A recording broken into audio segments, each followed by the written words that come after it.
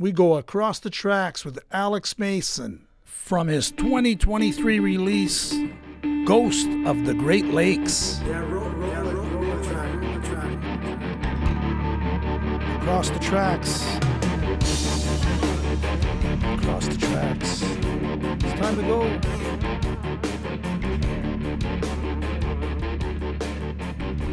We're going across the tracks. Hello, Alex. Hi, how's it going? Nice to meet you. Yeah, you too. This is Adrian. Yes, absolutely. It's funny, my phone, I think it knows, like, it said maybe the borderline, and I was like, oh, wow.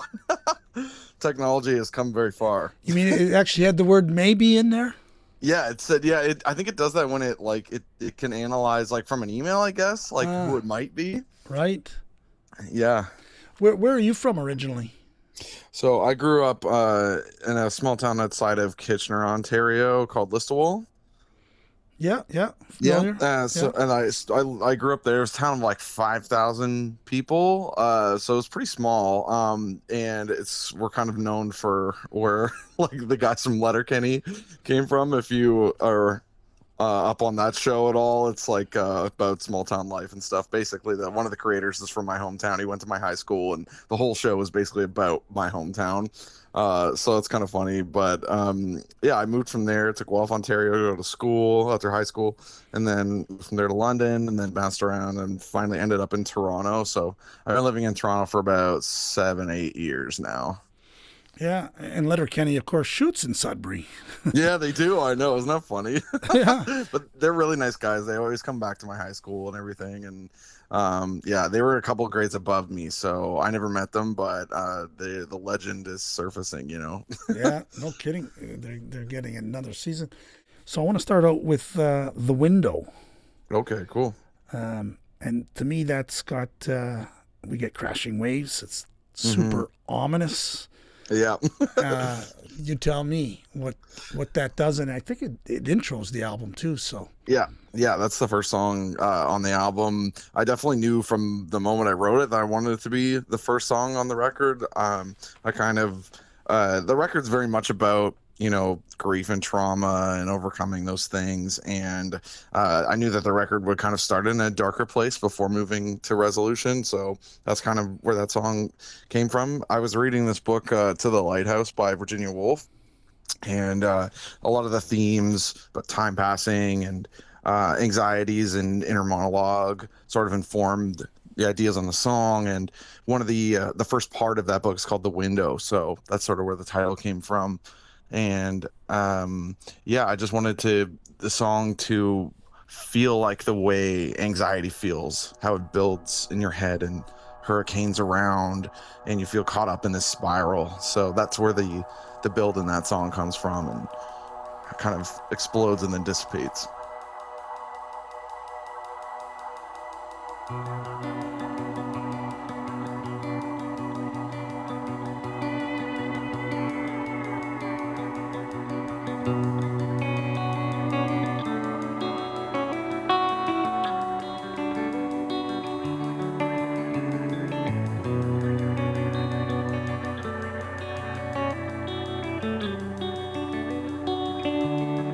Open the window to see.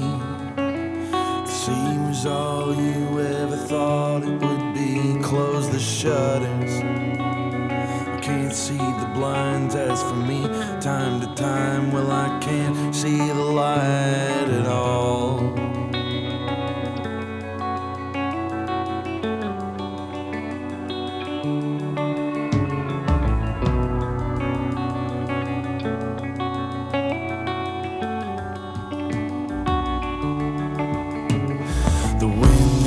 Howling, the room disappears. How strange how our hopes come to look like our fears. And the waves make me nervous, the way they can change light to dark in an instant, the way it all goes away.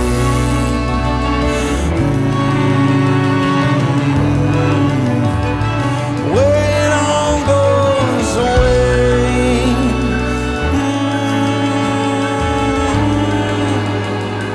Way it all goes away.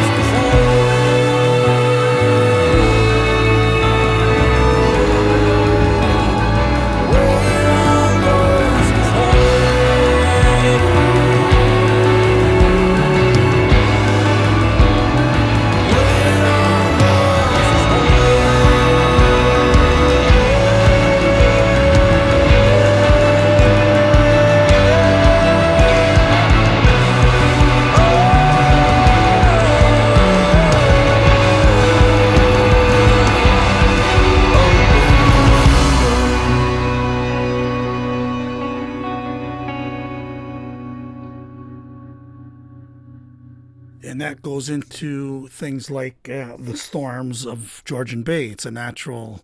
To me, the one leads right into the next. We're on the sea now. Absolutely. Yeah, for sure. I think that like the main character in the book, or one of the characters in the book, they're constantly asking like, when are we going to the lighthouse? When are we going out there? And that's directly mirrored a lot of my experiences as a kid, because my parents had a cottage on Lake Huron, and I just remember seeing the way that the clouds would billow up and sort of fill the sky, because the sky when you're at the lakeside, just it feels so much wider and larger and like oppressive in a way, you know, and you feel, because you're closer to nature, you can feel the connection to every movement. You know, it's like the second you're out of the city, you hear, you know, a leaf crunch, or like a tree snap or something, you know what I mean? You're instantly more in tune with everything that's going on. And that was kind of the space of the album too, is this like hyper awareness of the intensity of like the emotions you're feeling, you know, like Storms of Georgian Bay really is about like, it's sort of calling back to you're reflecting on childhood and like the loss of innocence, and it's like these waves are washing over you and they never stop, and they're sort of receding and then they come back, right, like the way these thoughts do. So those songs I've always felt like are kind of like a pair, they're kind of like a set within the album, because I had a hard time with my previous releases combining lightness and darkness. I always would sort of veer towards darkness, like on my 2015 EP Jasper, it was like mostly dark, you know, and I was waiting for the right time to come when I could write songs that would encapsulate both the lightness and the darkness. And obviously the natural environment of the Great Lakes felt like such an obvious and honest fit, because you'll see the most beautiful, brilliant sunset or sunrise, but it also brings down ships and pulls them to the bottom.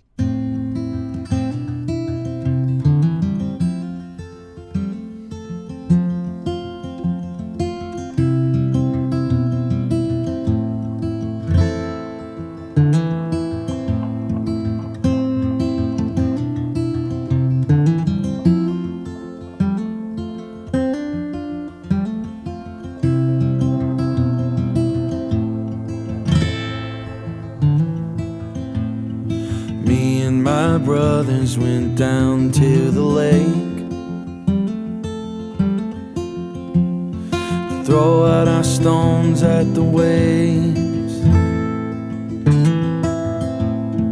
Stood there so still from that high on the hill. The water looked just like a grave.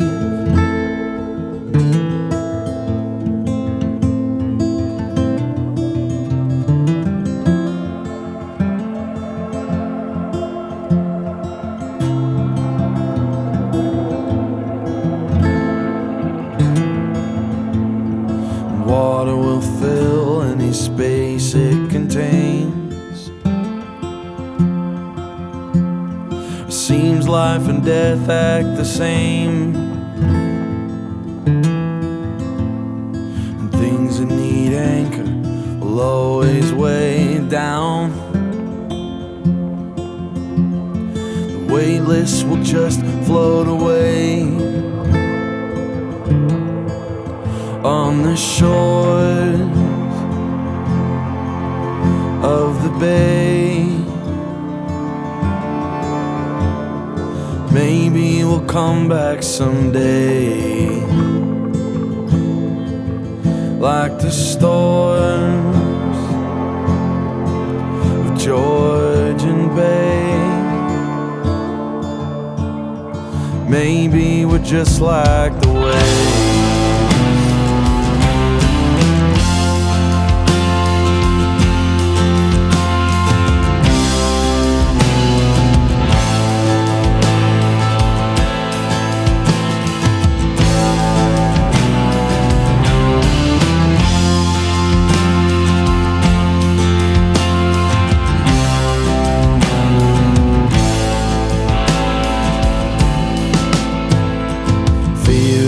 Fan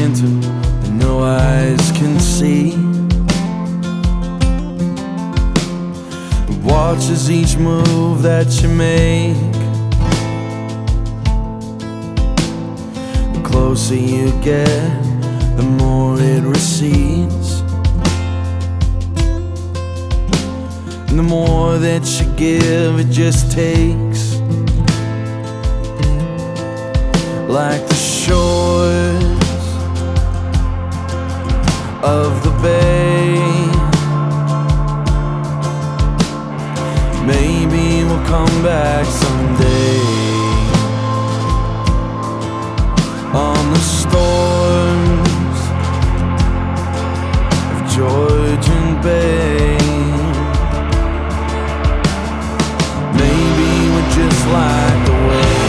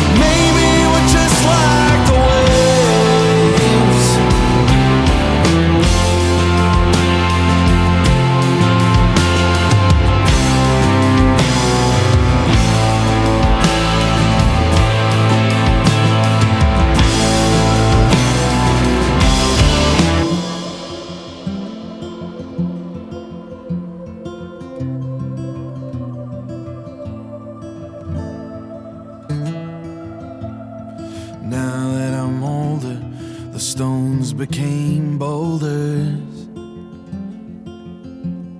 that block everything in their way. Now I can see with the waves over me. The smallest of stones still has weight. Beautiful. Let's get over to The Ghost of the Great Lakes, which is the album title, and your relationship with the Great Lakes in general, and in particular that line, "I've become what I fear." So, like I said, like so much of the record is like really coming face to face with the things you fear and you think about, and there's a sort of mirrored line about that in River, where you like look into the river and you see reflection staring back at you, and I feel like that occurs in both the positive and negative, and the negative version of that is Ghost of the Great Lakes. It's that, howling sound when the wind's coming through, a screen door, and you're hearing whistling. It sounds like someone talking to you or something. Ghost of the Great Lakes is kind of like, the sum of all of your fears coming at you and turning themselves and your thoughts into everything that you've always wanted to not be. You know what I mean? You're coming face to face with your anxieties and personifying that as this ghost that, almost like, because I became really interested in this idea of like ghost ships and things, because it's sort of like mirages in the desert, but with the lakes, you know what I mean? So you're looking out into the lake and you see, like I said, the clouds are billowing up, the wind is coming on, and so much of our lives feel like they're left up to fate and chance. And I think that there's a cool correlation there with sailors and ships, because back in the day, before steam engines and whatever, they had to use the wind. They're relying on the wind. They're relying on good winds to get home, And I think if you're the kind of person who maybe, struggles with mental illness like I do, like sometimes you just feel like your whole day is left up to the chance of how you're feeling when you wake up, So yeah, the ghost is sort of like this composite form of you. It's like this version of you that it's all the negative stuff pushed in there together, and at the end of it, you're not even sure if it's real,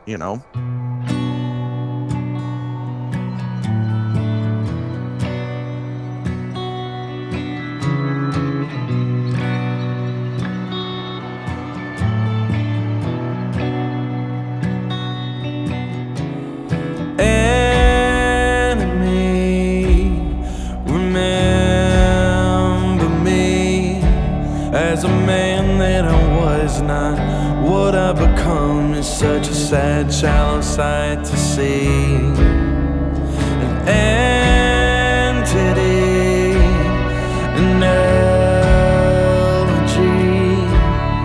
It's all I got left. A skull on the desk, that old memento memory. And it calls my name from the darkest space. I can't think of it now. I think I lost my place. When I look back to see what could be chasing me, turns around and reveals its face. It's just a ghost in the old Great Lakes that carries me back this way. The wind in my ears, I can barely even hear any word the waves might say. Any word that the waves might say.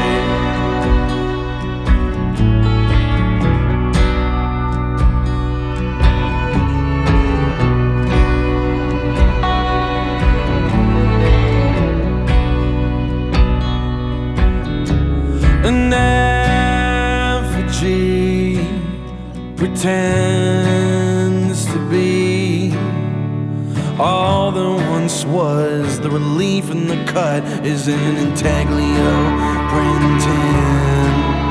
And the wind rolls up and the clouds cave in. It wasn't much of a fall from such a heavenly sin. And when I waited out the voice to begin, think it sounds like I'm screaming.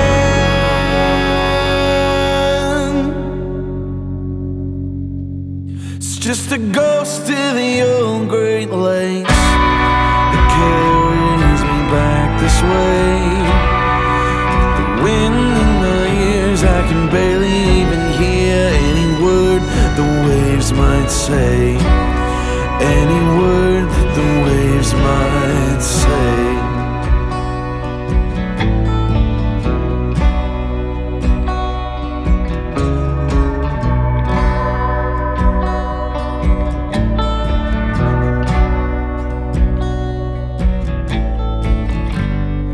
I've become what I fear.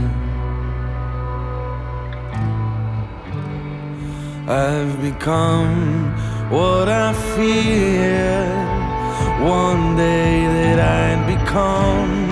I've become what I feared I'd become, that I feared I'd become. I've become what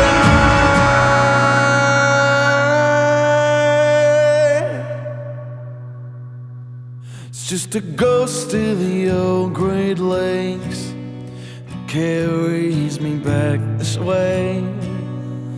The wind in my ears, I can barely even hear any word the waves might say. Any word that the waves might. The thing about sailors on back in the day where it was wind powered, sail powered, and now it isn't as much. That's more recreational, obviously. It's not industrial and commercial as it once was. But the thing I'm getting at is that it's that capitalism and that industrialization that has caused the climate change. But the lake don't give a shit about it, right? That's right. The lake still is taking, the boats aren't going down as much because of communication now. Back in the day, the whole aspect of the ghost of the Great Lakes lived then, and it lives now. Yeah, absolutely. And that actually ties really what you said in there to Lake Superior. Even like Lake Superior Blues is all about that. It's like this lake is older. It's the oldest one, right? This lake is older than all of the things you ever thought about, all of the things that you feared, and it makes you feel like small and yet connected at the same time. Like you realize, worrying whether I'm going to catch the bus seems so minuscule in comparison with this gigantic body of water that sustains millions of people and is part of this global ecosystem and influences the winds and everything. So that's sort of that reflective other side of that feeling, instead of feeling like this lake or this place is out to get you, or you're caught up in this maelstrom of anxiety and tension. It's sort of the release of that. It's thinking about how you're able to let go of these things because you feel grounded in something that's much older than you and will outlive you. Does that go to the line, getting out of the interior, but you still bring the blues with you wherever you go? Yeah, absolutely. Yeah, those blues are always there. They're, they're in your blood and whatnot. Like literally even just the rain and stuff. That's what I was getting at with River, how, like you lose someone and you're completely shattered by it. And especially if they're, your father or your mother or whoever, you feel like you've suffered this completely incomparable loss. And yet spending time with them, especially if they were your parent, like their blood is your blood. They're in the same way that the water from the rivers and the streams and lakes go up to the clouds and then they come back down to earth. You know what I mean? It's part of this cycle, as cliche as that can sound. So that was sort of like a tie-in.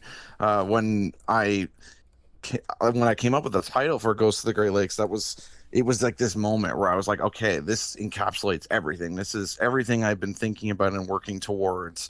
All of these influences of great Canadian songwriters with kind of the more intense, like experimental indie rock that I was really into and still am from my early 20s. It was a way to blend these two things together, like darkness and light. And even the cover photo of the album is a photo my dad took. And I still don't know which lake it is or where it was, because we developed the photos after he passed.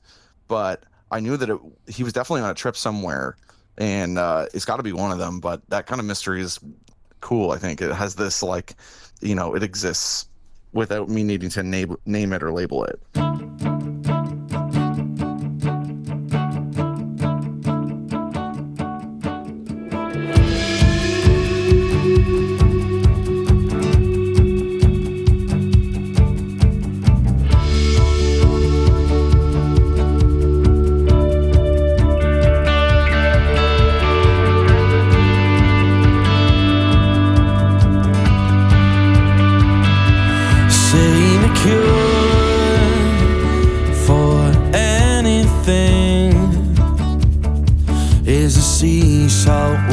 Tears, but I've only felt the sting. Say that time heals everything, but it always leaves a scar, like a cold cup coffee ring.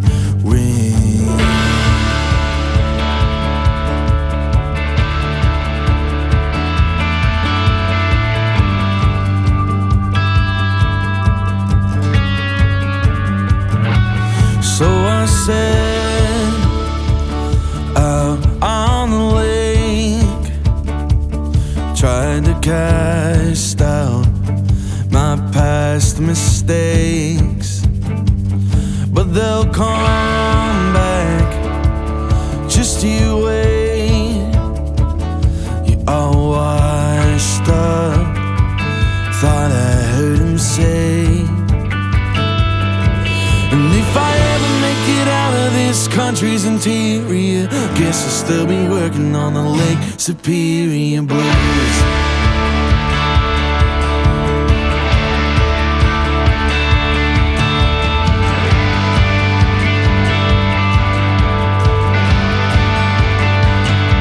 So I made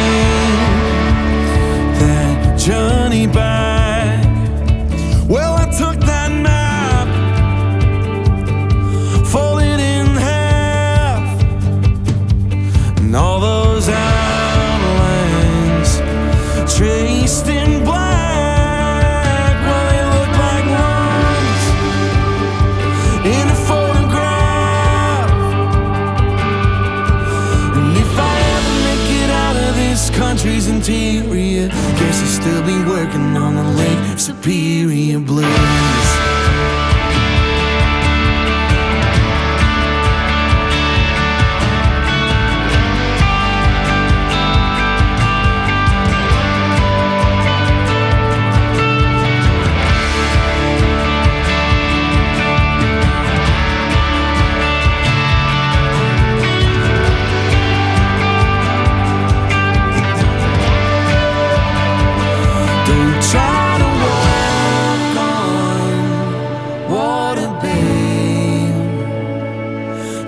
to swim. Just move those legs.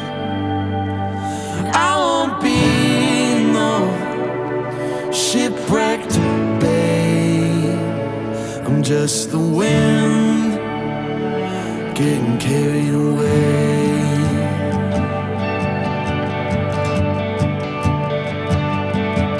And if I ever make it out of this country's interior, guess I'll still be working on the Lake Superior blues.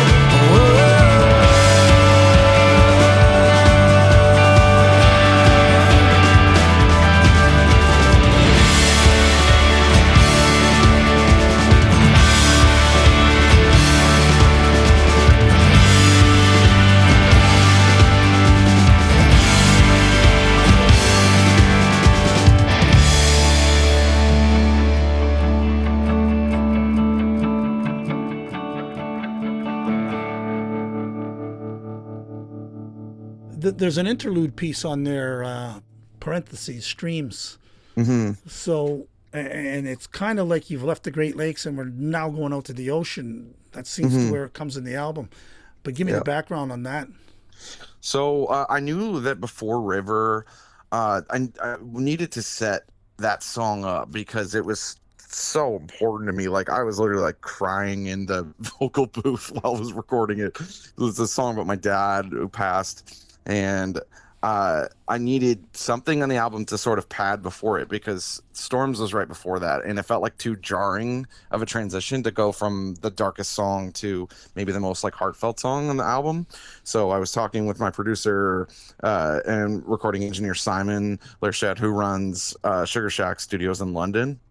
And I was like, I really want this sort of, cinematic, spatial sound of like rain and rivers and whatnot to sort of set up this song. And so we use this pedal that's called the freeze pedal, and it basically snatches a little piece of your playing and sustains it forever, which is kind of a cool metaphor for the song. And so we took the first chord from that song River and sustained it, and then I sang over it, and Simon in his engineering wizardry added some of the strings that we recorded that were written by Jillian Sauerteig for the record, and he basically copy and pasted them, mixed them in, and chopped them up for that part of the song. So it's sort of like this prelude to River, and it's kind of cool. Like as somebody who's a lyrics first person for songwriting, it was an interesting challenge and discovery and exploration,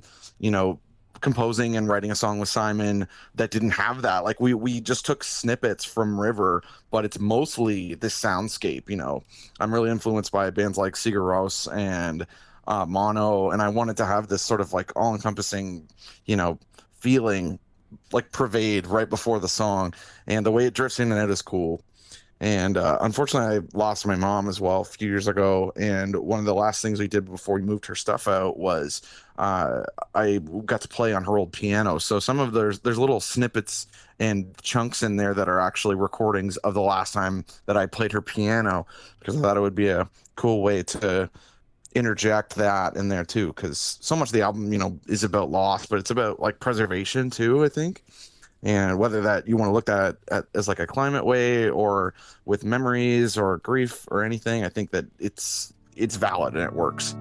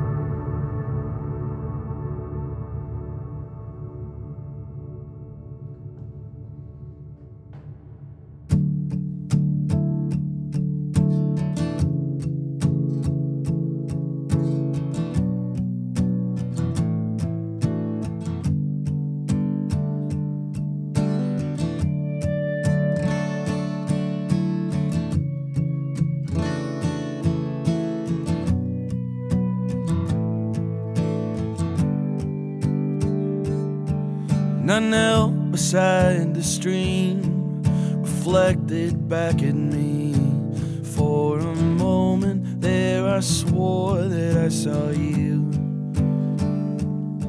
But the image, it gets caught between what's real and what is not. Like a sailor's tale and what we hold is true.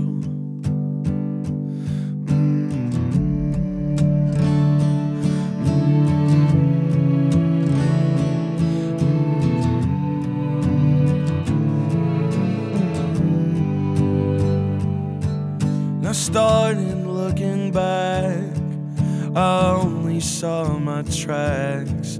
The way I think I thought I always knew.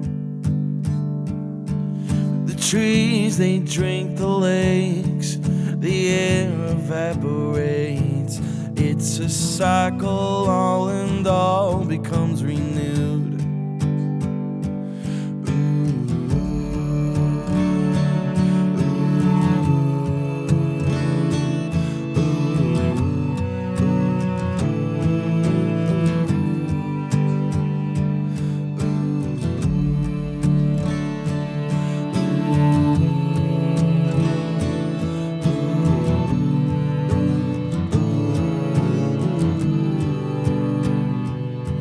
And I looked out for you then, in the trees above the wind. I waited for your form to come in view. But the past, it has no shape, some ghost of the Great Lakes. In time we all return to what we knew.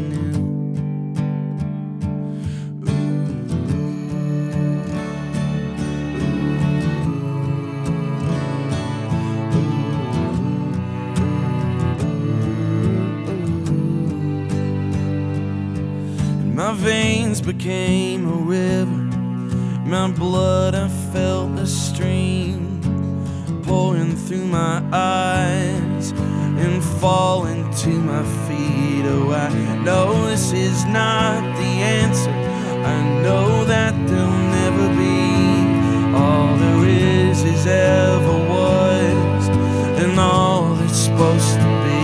But somewhere, I swear, like a river I'll be running back to you. Through the air, in the clouds, somehow everything, it leads me back to you. Somewhere, I swear, like a river I'll be running back to you. Through the air and the clouds, somehow everything, it leads me back to you. Somewhere,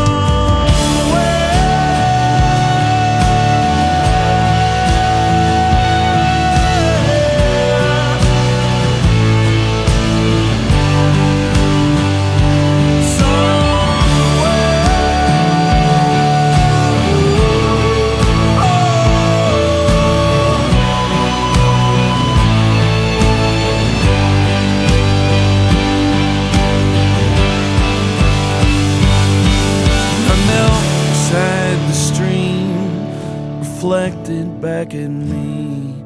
For a moment there I swore that I saw you. Yeah, I see a song on the record, Dark Days, so that Mhm. probably is the backdrop to a lot of the material here, right?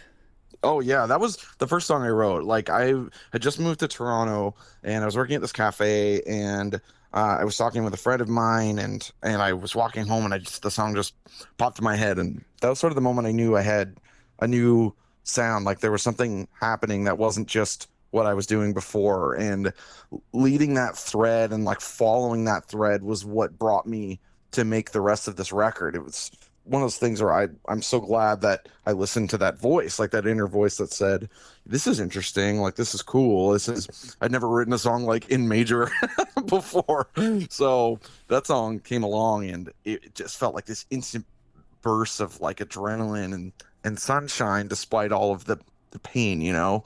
So it really like encapsulates the spirit of that album, is like pushing through and redemption despite darkness.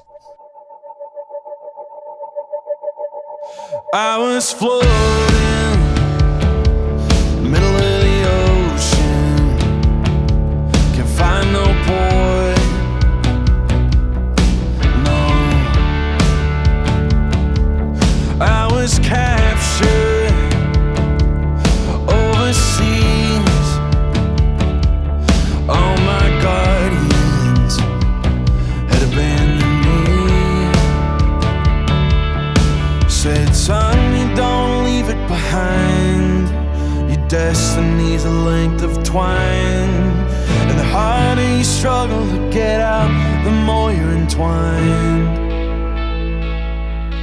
Well, the dark days are gone. The dark days are gone. The dark days are gone, gone.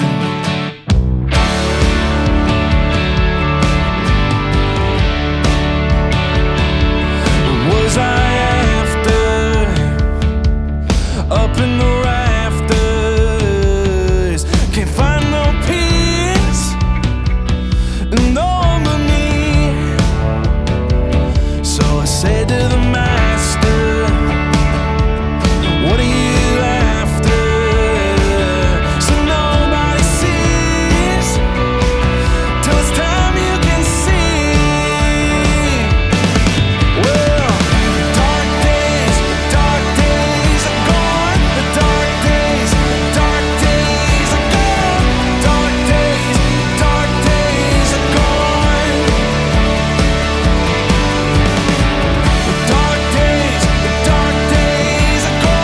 The dark days are gone.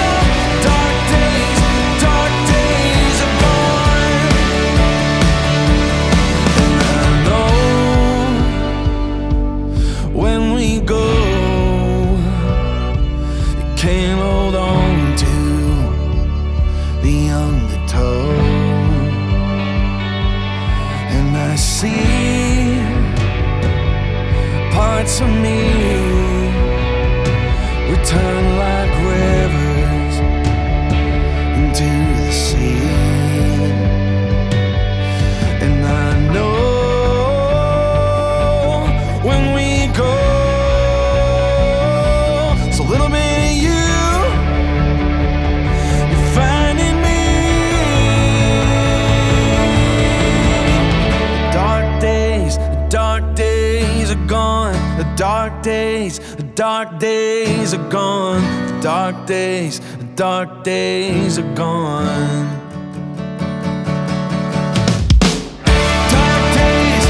Dark days are gone. Dark days are gone. Ooh. Dark days are gone. The dark days are gone. You'll find me.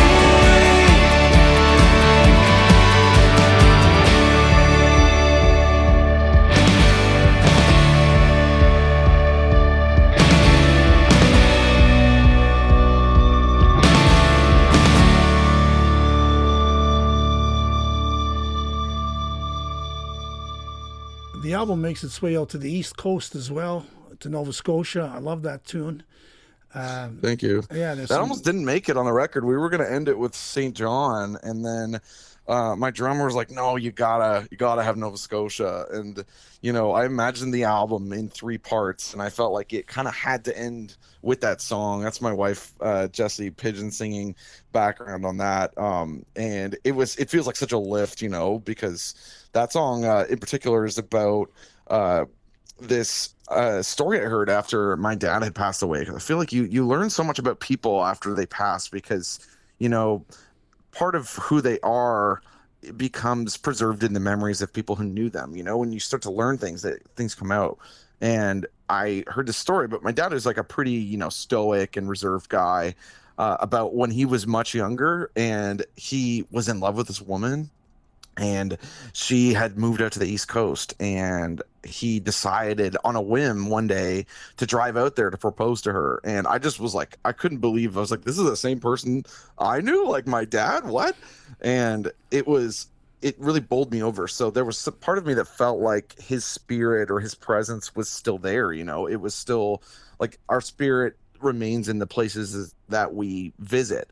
And so I was in so much pain. I was searching for him still, and I felt like I had this song come out about this imaginary trip to go there and visit and see if part of him was still there. So that was kind of the spirit and the idea of that song, and then realizing, of course, you get there and you realize like he's there all along.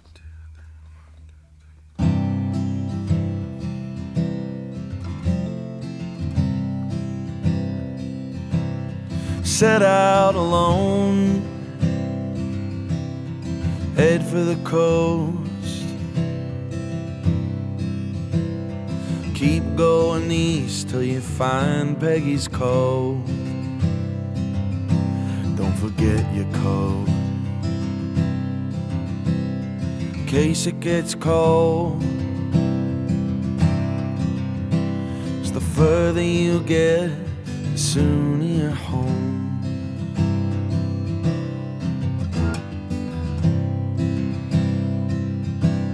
And just so you know, tried to find your ghost. I searched every river and each open road. Didn't see you though.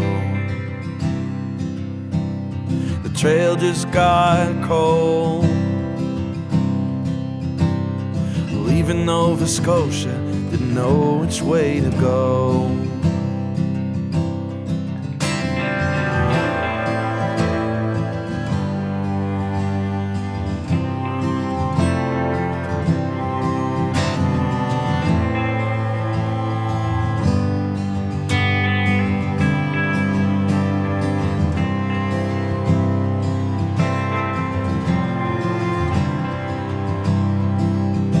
And I held on to hope like some kind of rope, till it twisted and burned me and I had to let go. And I've seen the light since I left you that night. Well, he said the leaving's the first part, meeting alright.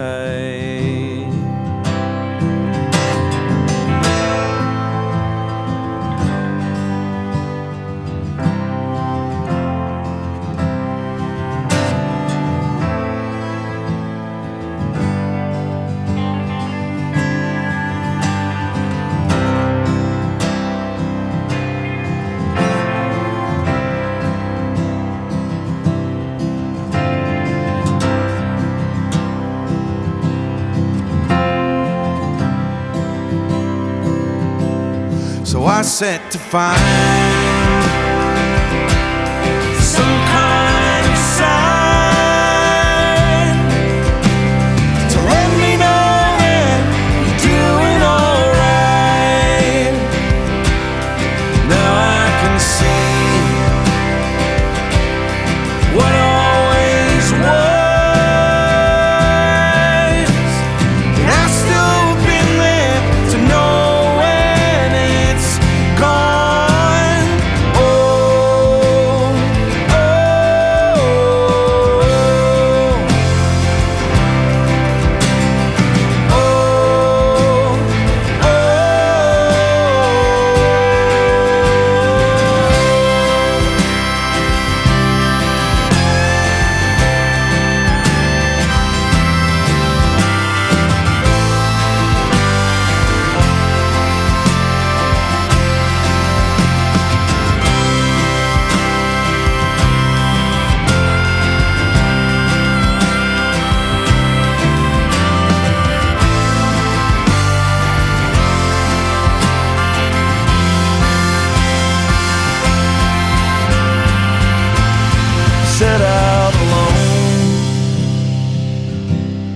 head for the coast.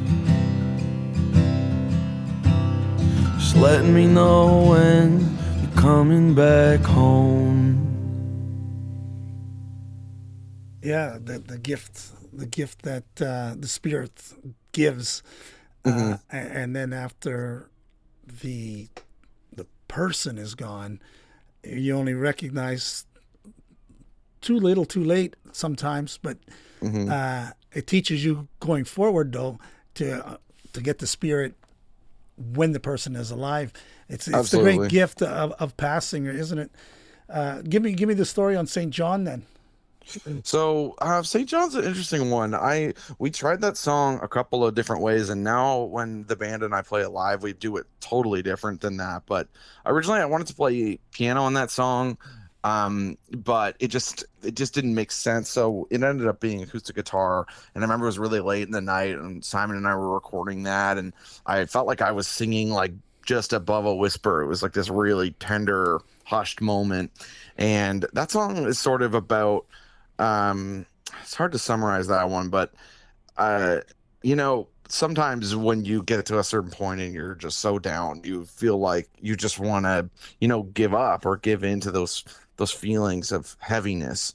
And so that song really is about that. It's about this like river that was near my house when I was growing up, because I feel like I was really fortunate to grow up in a small town that was not too removed from nature. You know what I mean? Like the suburbs hadn't really been built up there yet. And even in home videos of my older brother learning to ride his bike, it's like right on the edge of town. So you could see it was just like fields and farmland out there. And so when we were kids, we used to go down to this river, the Maitland River, and we would like build forts and do all those things, and that song is sort of about yearning for a place like that, like a place of peace and solitude, and trying to like push back against those feelings of heaviness instead of succumbing to them. And St. John, I think it's just in there because St. John the Baptist, you know what I mean? It's imagining, baptizing can be a form of becoming renewed, in order for that to happen, you also have to sort of lose yourself. You have to lose what you had before. So it's toying with that idea, and again, it's really about this heart of mental illness and struggling with that, and struggling with the person you are, and coming to terms with that. And at the end of the song, I think that's kind of what happens is the narrator returns home. They've got muddy shoes and feet. They've decided to not lose themselves to the river, to not give up their life. They decide to keep going no matter how troubled and difficult it may be.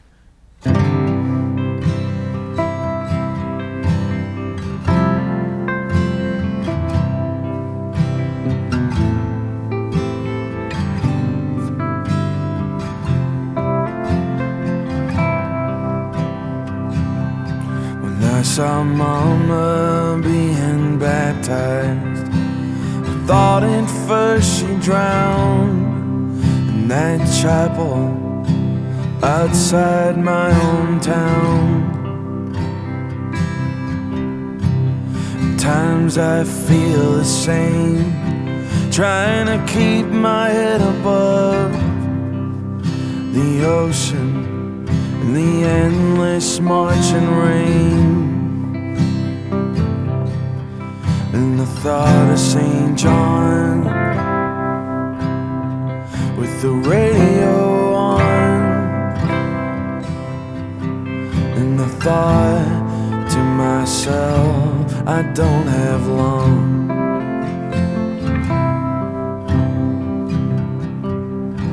They say a man can lose his life in a pool just inches deep. Sometimes I can feel the rain and sheets on me while I sleep, and lie awake, if only but to dream. I am covered in my sweat and I can't breathe. And the thought of St. John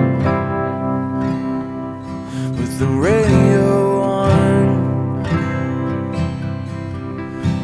thought to myself, I don't have long. And I thought of St. John with the radio on. And I thought to myself, I don't have long.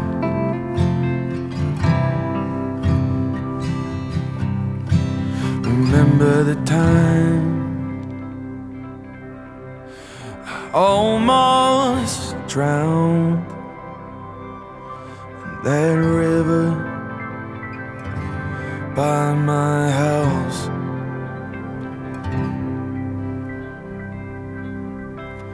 For reasons why can't remember now. Something in there must have pulled me out.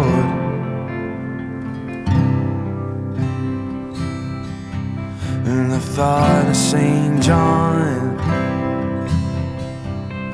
sing that song. Oh man, in the river, just roll along.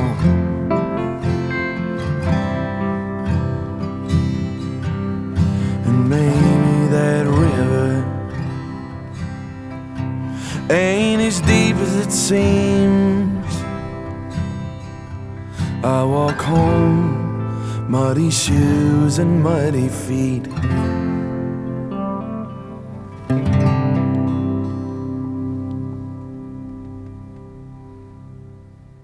All right. Well, we've covered everything except for the one, and I'm glad we've taken the Great Lakes route, because all the fresh water does eventually get out of the lakes down the St. Lawrence, and we get to the salt.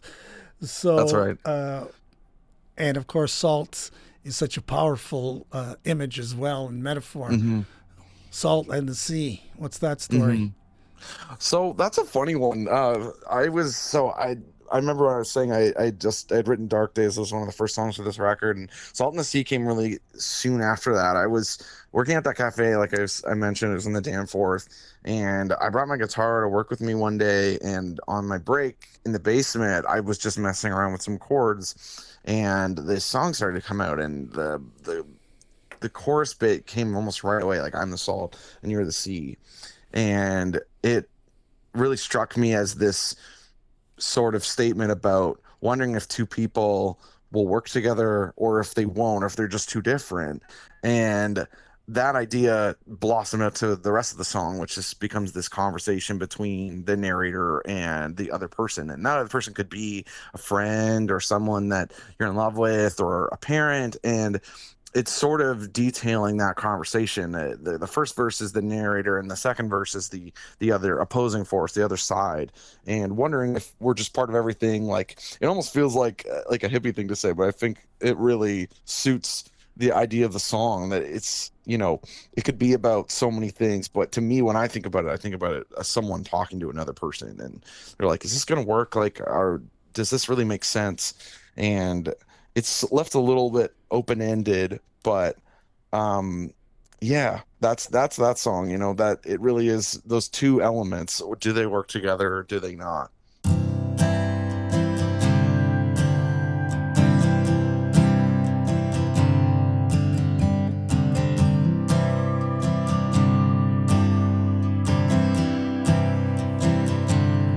Said waves are part of me, the way they part the seas, pumping vessels to the heart of the inlet. If love was just some current, I felt it pull me in, but I've also felt it let me out again.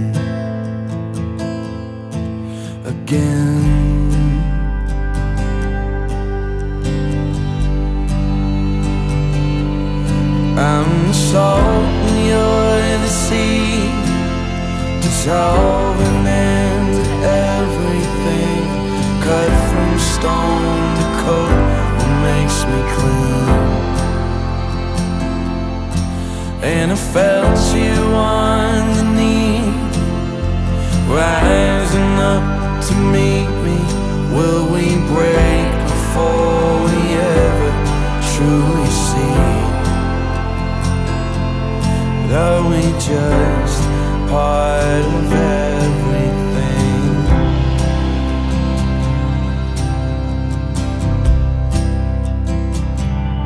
You said then time will show the way. Cracking in his hands tells the future when they're held up to his face. Somehow, either way, there's a space that holds a distance, so close, but still so far away. Away.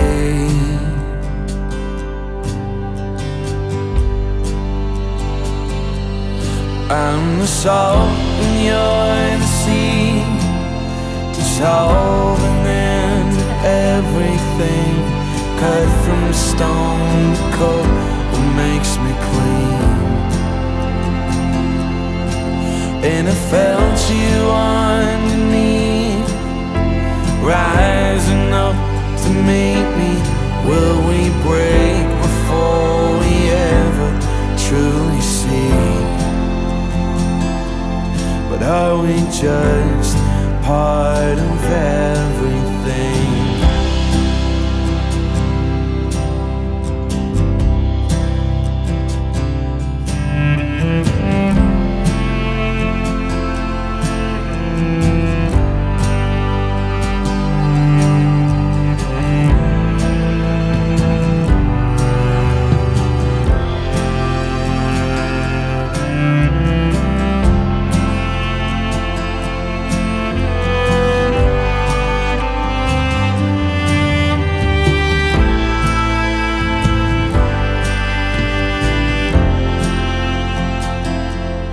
I'm the salt and you're the sea, dissolving into everything, cut from stone to coat what makes me clean.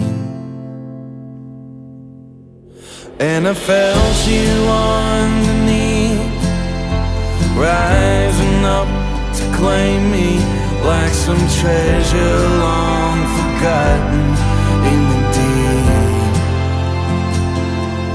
But are we just part of everything?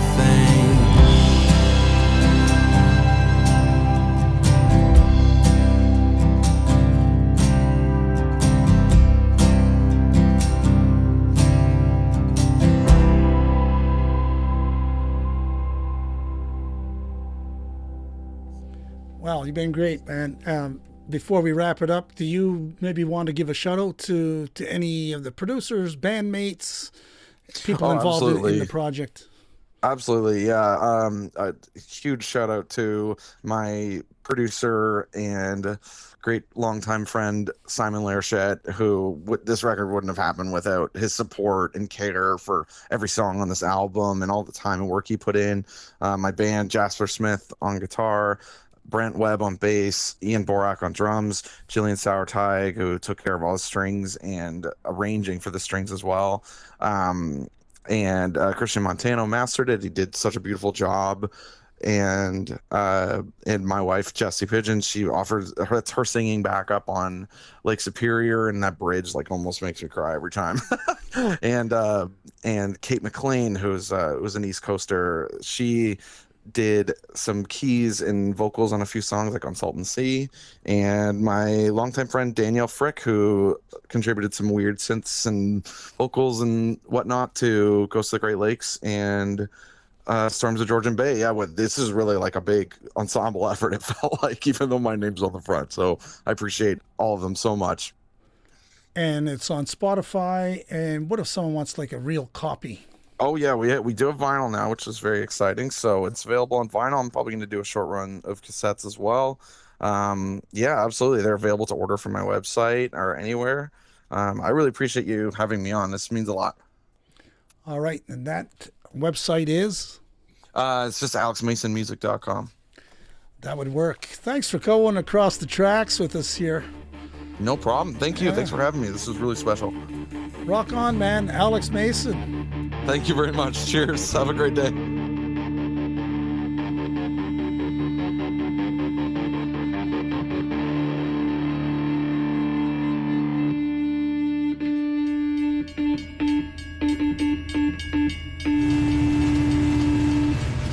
We've gone across the tracks. This has been a Borderline Entertainment production.